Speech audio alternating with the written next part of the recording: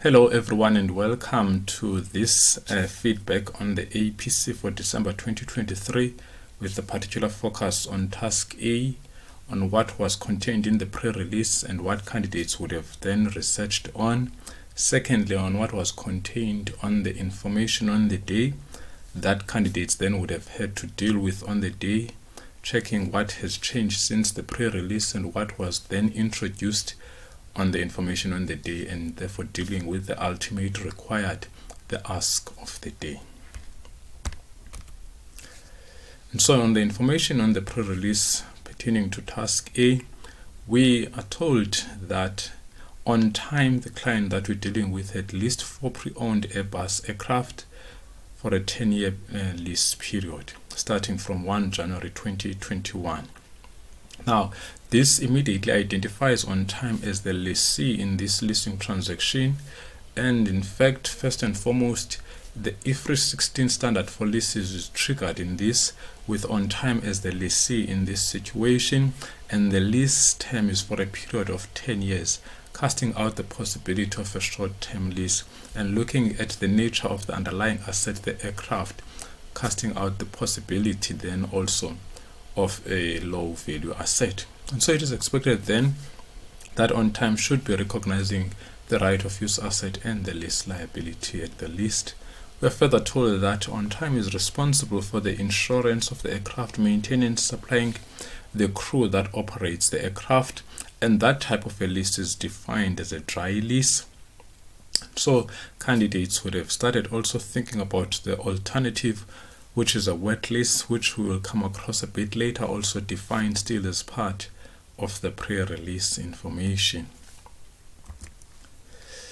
Furthermore, we are told the type of the maintenance that on time is responsible for, classified into 3 categories: routine inspection and minor maintenance, which is more of an expense, and then there is major inspection without replacement, and the major overhaul and replacements, which are both for capitalization, and generally this is relevant for task B. Then we provided with the salient financial information, which now depicts for us how on time has accounted for these the lease of the 4 aircraft over a period of 10 years, and perhaps we start with the next slide. So we realize that they have recognized the right of use assets. There is the lease liability under non-current and current liabilities. And so it becomes clear for us that yes, the recognition of the right of use asset and lease liability was done appropriately. Classification between non-current and current was done as well. Furthermore, if we go to the previous slide, becomes evident also that not only the initial recognition and measurement was done, but the subsequent accounting was also done, wherein we see the depreciation on the right of use of asset going through the P&L and the interest on the lease liability. So in short, it does appear from the face value that on time is accounted for the lease of the 4 aircraft under the dry leases appropriately. Continue on the information on the day, and specifically the email that contains the required or the triggered required on the pre-release. So we are further told that the board is looking to expand its operations by acquiring a 5th aircraft and is currently exploring the option now of entering into a wet lease arrangement early in the next financial year.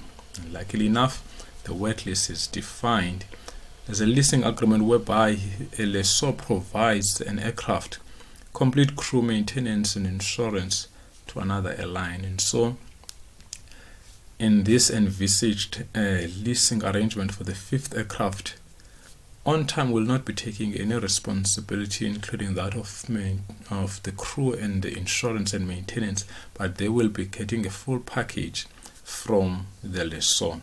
And so the required is that candidate investigates the financial reporting implications of the proposed agreement and to provide some input. And so it is important here that candidates were able to make a distinction between what was contained in the dry list and that was not part of the required anymore. And so candidates needed to focus their attention only on the proposed arrangement now of acquiring a 5th aircraft by way of a wet lease, which was part of the expansion strategy and venture of On Time. And so there was no commentary expected insofar as the dry leases, the 4 aircraft is concerned, but candidates could have used that information, understanding therefore, but not necessarily comment on that accounting. And the required is asking that the candidate investigates the financial reporting implications. So it was expected for candidates to go think about the accounting treatment for this 5th aircraft, which is leased under the wet lease. And so thinking about financial reporting implications would entail your initial recognition, initial and subsequent measurement, presentation and disclosure. So all of those things had to be researched, and only whatever else then that is scoped out on the day, then the candidates would omit. Otherwise, it was left open and broad that it covers every aspect of the financial reporting implications. Still on the pre-release information, we're given the salient terms and conditions of the proposed agreement, which is this wet lease. So first and foremost, it tells us about the commencement date, which is the start of the following financial year, rights and obligations of the lessee. All of those details that now include over and above just the aircraft, but the crew, the meals, maintenance and insurance. Then the rights of the lessor. So there will be payment of lease amounts in arrears, and we are also told that the term of the lease is exactly 18 months, which makes it a fixed lease, fixed term, subject to renewal. Now, at this point in time, the possibility of renewing the lease is triggered, so candidates would have started thinking of the possibility of an extension and what that entails, and under what circumstances would one include the period of extension as part of the lease.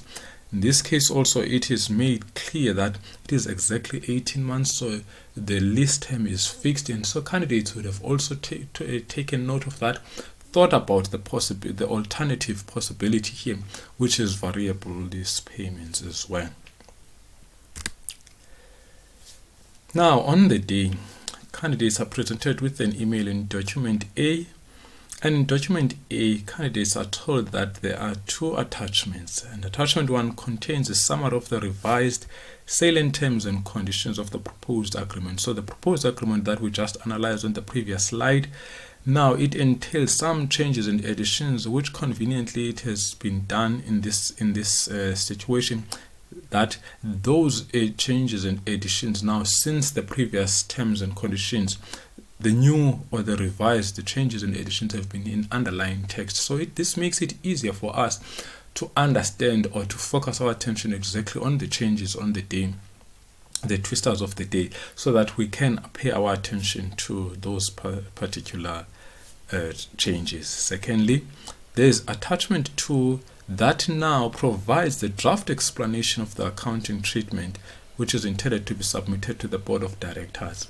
So if you compare this now to what was asked or requested from the pre-release information, candidates had to go investigate financial reporting implications, so come up with all of the accounting treatment themselves. But on the day, there is a draft explanation, there is a draft proposal of the accounting treatment, which then immediately prompts the thought of now candidates being requested or required to review the proposed draft explanation of the accounting treatment, an exercise of which now requires a compare and contrast of their own researched financial reporting implications against those now that are the draft explanation or the proposed one, and then to identify any issues. But more specifically, the required is still contained now on the email, asking candidates to kindly review both attachments. So candidates must look at both attachment 1 with changes and additions, but also look at the draft explanation and advise on any aspects that the candidate disagrees with,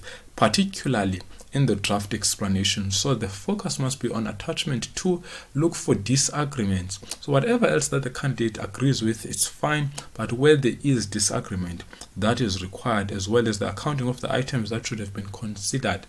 In other words, if anything has been omitted, left out, not attended to, addressed, then the candidate is expected to comment on those things. Furthermore, candidates are also asked to include explanations about any disagreements or suggestions they may have. So whatever disagreements identified must be substantiated. They must be with reasons, including those items that the candidate would have considered them as omitted, left out, and therefore unnecessary for inclusion in the proposed accounting treatment. Last bit of the required. In addition, please provide a high-level overview of the strategic pros and cons of entering into this proposed wet lease agreement in comparison to the existing dry leases. Now, I would recall that in the pre-release, they've always been entering into dry leases, so there is a compare and contrast exercise now, a strategic weighing of advantages and disadvantages of entering into either a wet lease or a proposed a wet lease and a dry lease. So in a nutshell, there's two parts to this required. There is a review of the draft explanation of the accounting treatment, which must be accompanied, supported by reasons, particularly focusing on the situations, items where the candidate disagrees with what has been proposed. And then secondly, providing a high-level strategic overview of the pros and cons of entering into a wet lease as opposed to a dry lease. Now, here is attachment 1 that contains the changes to the terms and conditions as previously received on the pre-release. So the first one speaks to the 18 monthly fixed payments, which is fine. Again, end of the first month, so these are still monthly payments. But now, as alluded to earlier, to say it was clearly stated that there's exactly 18 installments in the pre-release, and we did make mention of the fact that candidates then would have also had to think about the alternative, what could change around that aspect. And here we are told now there is also variable payment calculated as 5% of the total revenue. Now, there is a variable lease payment, but the question is now, is this part of the minimum lease payments as defined in IFRS 16? And in this situation, we do understand, recognize the fact that this is linked to the total revenue and not to an index or CPI. And so this does not form part of the lease payments that need to be present valued in the determination of the lease liability. And so it's a question of now, how have these now been accounted for in attachment 2? But we would have already done the analysis of how this should be. And so now that they do not form part of the lease payments, then they should then be expensed. Operational features. Now, we are also told further that on time will now be required to brand this fifth aircraft similar to the other aircraft. Now, this amounts to the initial direct cost that on time would incur by virtue of entering into this lease agreement for the fifth aircraft, that otherwise they would not have incurred if they had not entered into this lease. So this becomes now a necessary and a relevant cost for accounting, and so it becomes part now of the cost elements for the right of use asset. But furthermore, we're told that the branding will, the branding will be at the cost of the lessee, hence the initial direct cost. But in turn, we are told that they need to return the aircraft unbranded at the end of the lease. So there is also the cost of unbranding the lease at the end of, the aircraft at the end of the lease. And so this too forms part now of the cost of the right of use, wherein we need to present value the cost of the unbranding, and then include on the one hand this present value to the cost of the right of use of asset, but also account for the credit side to the provision in for unbranding in terms of IS 37. And then the last piece now of new information, the lessee would have an option to renew the lease agreement at a cost of 10% below prevailing market rates upon renewal for a further 18 months.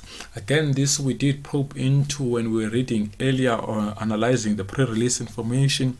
And so there is now an option to extend the lease for a further 18 months. And this now is a question of whether in determining the length, the period of the lease, to include the additional 18 months. And in this case, the answer is yes, because it is favorable, and therefore it is likely that they would exercise the option to extend. And so for two reasons: the mere fact that it is favorable in terms of the cost, but secondly, they are in an expansion trajectory, and so if that is working for them and it is a profitable venture, then it is likely too that they will consider extending this list. And so, in a nutshell, pieces of information that were revealed for the first time on the day that candidates would also have had to think, apply their minds to, and address, they include the variable list payments.